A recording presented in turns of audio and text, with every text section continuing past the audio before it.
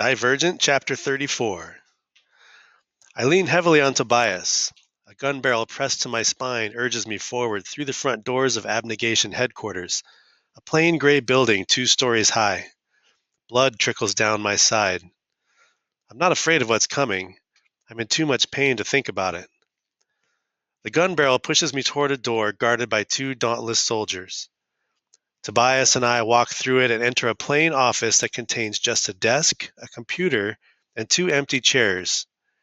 Janine sits behind the desk, a phone against her ear. "We'll send some of them back on the train then," she says. "It needs to be well guarded. It's the most important part. I have to go." She snaps the phone shut and focuses her gray eyes on me. They remind me of melted steel. "Divergent rebels," one of the Dauntless says. He must be a Dauntless leader, or maybe a recruit who was removed from the simulation. Yes, I can see that. She takes her glasses off, folds them, and sets them on the desk. She probably wears the glasses out of vanity rather than necessity, because she thinks they make her look smarter. My father said so. "You," she says, pointing at me. "I expected. All the trouble with your aptitude test results made me suspicious from you from the beginning, but you..." She shakes her head as she shifts her eyes to Tobias. "You, Tobias, or should I call you Four, managed to elude me," she says quietly. "Everything about you checked out. Test results, initiation simulations, everything. But here you are nonetheless." She folds her hands and sets her chin on top of them. "Perhaps you could explain to me how that is." "You're the genius," he says coolly. "Why don't you tell me?" Her mouth curls into a smile. "My theory is that you really do belong in abnegation, that your divergence is weaker." She smiles wider, like she's amused.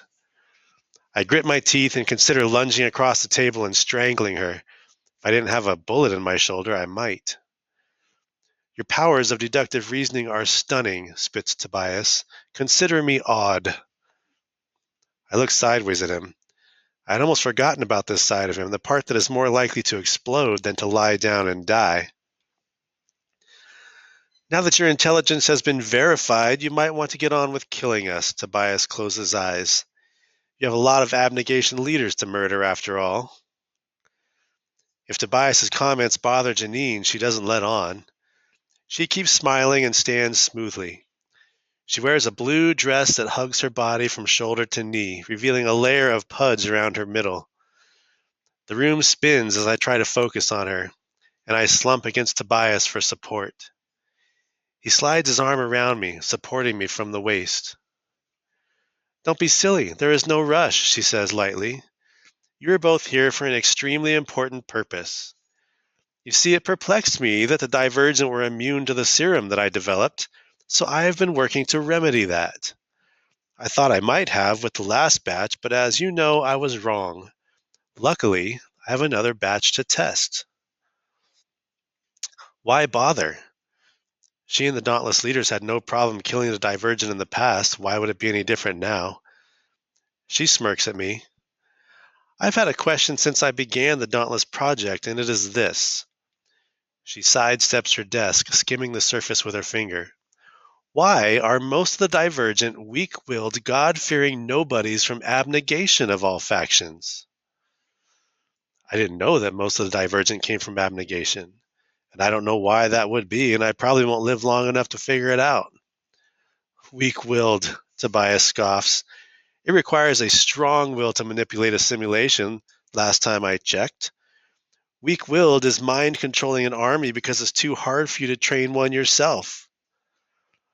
"I am not a fool," says Janine. "A faction of intellectuals is no army. We are tired of being dominated by a bunch of self-righteous idiots who reject wealth and advancement, but we couldn't do this on our own. And your dauntless leaders were all too happy to oblige me if I guaranteed them a place in our new improved government." "Improved?" Tobias says, snorting. "Yes, improved," Janine says. "Improved and working toward a world in which people will live in wealth, comfort, and prosperity." "At whose expense?" I ask. my voice thick and sluggish. All that wealth doesn't come from nowhere. Currently, the factionless are a drain on our resources, Janine replies, as is abnegation. I am sure that once the remains of your old faction are absorbed into the dauntless army, Candor will cooperate and we will finally be able to get on with things. Absorbed into the dauntless army? I know what that means. She wants to control them too. She wants everyone to be pliable and easy to control. Get on with things, Tobias repeats bitterly. He raises his voice. Make no mistake, you will be dead before this day is out. Perhaps if you can control your temper, Janine says, her words cutting cleanly across Tobias's, you would not be in this situation to begin with, Tobias. I am in this situation because you put me here, he snaps. The second you orchestrated an attack against innocent people. Innocent people, Janine laughs. I find that a little funny coming from you. I would expect Marcus's son to understand that not all those people are innocent. She perches on the edge of a desk, her skirt pulling away from her knees, which are crossed with stretch marks. Can you tell me honestly that you wouldn't be happy to discover that your father was killed in the attack? No, says Tobias through gritted teeth.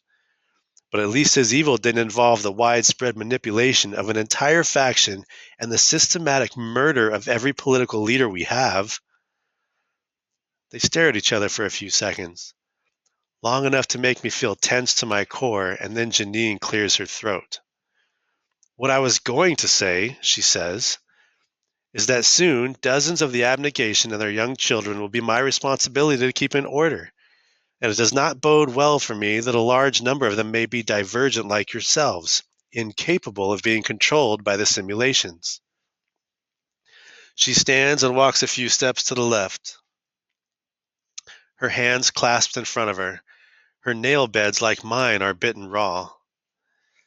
Therefore, it was necessary that I develop a new form of simulation to which they are not immune. I have been forced to reassess my own assumptions. That is where you come in. She paces a few steps to the right. You are correct to say that you are strong-willed. I cannot control your will, but there are a few things I can control. She stops and turns to face us. I lean my temple into Tobias's shoulder. Blood trails down my back. The pain has been so constant for the past few minutes that I've gotten used to it, like a person gets used to a siren's wail if it remains constant. She presses her palms together. I see no vicious glee in her eyes and not a hint of the sadism I expect. She is more machine than maniac. She sees problems and forms solutions based on the data she collects.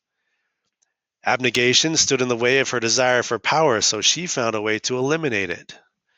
She didn't have an army, so she found one in the Dauntless. She knew that she would need to control large groups of people in order to stay secure, so she developed a way to do it with serums and transmitters. Divergence is just another problem for her to solve, and that is what makes her so terrifying, because she is smart enough to solve anything, even the problem of our existence.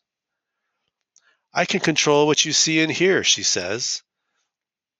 So I created a new serum that will adjust your surroundings to manipulate your will. Those who refuse to accept our leadership must be closely monitored. Monitored, or robbed of free will. She has a gift with words. You will be the first test subject, Tobias. Beatrice, however, she smiles. You are too injured to be of much use to me, so your execution will occur at the conclusion of this meeting. I try to hide the shudder that goes through me at the word execution, my shoulders screaming with pain, and look up at Tobias. It's hard to blink the tears back when I see the terror in Tobias's wide, dark eyes. No, says Tobias. His voice trembles, but his look is stern as he shakes his head. I would rather die. I'm afraid you don't have much choice in the matter, replies Janine lightly. Tobias takes my face in his hands and roughly unkisses me, the pressure of his lips pushing mine apart. I forgot my pain and the terror of approaching death, and for a moment I am grateful that the memory of that kiss will be fresh in my mind as I meet my end. Then he releases me and I have to lean against the wall for support. With no more warning than the tightening of his muscles, Tobias lunges across the desk and wraps his hands around Janine's throat. Dauntless guards by the door leap at him, their guns held ready, and I scream. It takes 2 dauntless soldiers to pull Tobias away from Janine and shove him to the ground. One of the soldiers pins him, his knees on Tobias's shoulders and his hands on Tobias's head, pressing his face to the carpet. I lunge toward them, but another guard slams his hand against my shoulders, forcing me against the wall. I am weak from blood loss and too small. Janine braces herself against the desk, spluttering and gasping. She rubs her throat, which is bright red with Tobias's fingerprints. No matter how mechanical she seems, she's still human. There are tears in her eyes as she takes a box from her desk drawer and opens it, revealing a needle and syringe. Still breathing heavily, she carries it toward Tobias. Tobias grits his teeth and elbows one of the guards in the face. The guard slams the heel of his gun into the side of Tobias's head, and Janine sticks the needle into Tobias's neck. He goes limp. A sound escapes my mouth. Not a sob or a scream, but a croaking, scraping moan that sounds detached, like it's coming from someone else. "Let him up," says Janine, her voice scratchy. The guard gets up, and so does Tobias. He does not look like the sleepwalking dauntless soldiers. His eyes are alert. He looks around for a few seconds, as if confused by what he sees. "Tobias," I say. "Tobias!" "He doesn't know you," says Janine. Tobias looks over his shoulder. His eyes narrow, and he starts toward me, fast. Before the guards can stop him, he closes a hand around my throat, squeezing my trachea with his fingertips. I choke, my face hot with blood. "The simulation manipulates him," says Janine. I can barely hear her over the pounding in my ears. By altering what he sees, making him confuse enemy with friend. One of the guards pulls Tobias off me. I gasp, drawing a rattling breath into my lungs. He is gone. Controlled by the simulation, he will now murder the people he called innocent not 3 minutes ago. Janine killing him would have hurt less than this. The advantage to this version of the simulation, she says, her eyes alight, is that he can act independently and is therefore far more effective than a mindless soldier. She looks at the guards who hold Tobias back. He struggles against them, his muscles taut, his eyes focused on me, but not seeing me the way he used to. "Send him to the control room. We'll want a sentient being there to monitor things, and, as I understand it, he used to work there." Janine presses her palms together in front of her. "And take her to room B13, she says. She flaps her hand to dismiss me. The flapping hand commands my execution, but to her, it is just crossing off an item from a list of tasks, the only logical progression of the particular path that she is on. She surveys me without feeling as 2 dauntless soldiers pull me out of the room. They drag me down the hallway. I feel numb inside, but outside I am screaming, thrashing force of will. I bite a hand that belongs to the dauntless man on my right and smile as I taste blood. Then he hits me, and there is nothing.